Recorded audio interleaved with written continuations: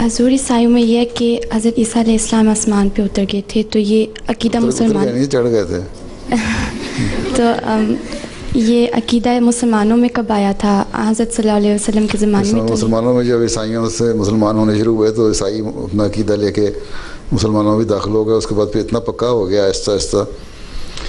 اسلام جو پھیلا ہے بڑی تیزی سے پھیلا ہے نا، اس وقت تربیت کا پورا نظام نہیں قائم رہا نا.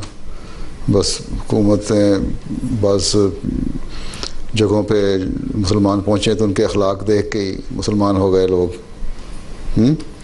اور یہ عقیدہ عیسائیوں میں تھا، ان میں سے جو عیسائی لے کے آئے یہ عقیدہ، وہ پھر آہستہ آہستہ مسلمانوں بھی راسخ ہو گیا. وہ اتنا زیادہ پکا ہو گیا کہ سمجھنے لگے کہ یہ صحیح چیز ہے.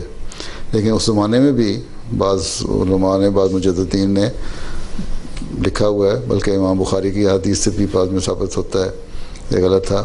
تو حضرت مسیح علیہ السلام کو بھی گو اس عقیدے کی وجہ سے شروع میں تھا کہ شاید ہوں، لیکن تسلی نہیں ہوتی تھی.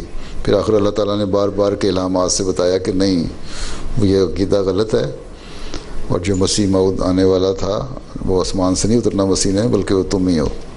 پھر اس کی حضرت مسیح نے وضاحت کی اپنی کتابوں میں. ٹھیک ہے کہ اصل میں عیسائیوں کی وجہ سے عقیدہ رخص ہو گیا تھا.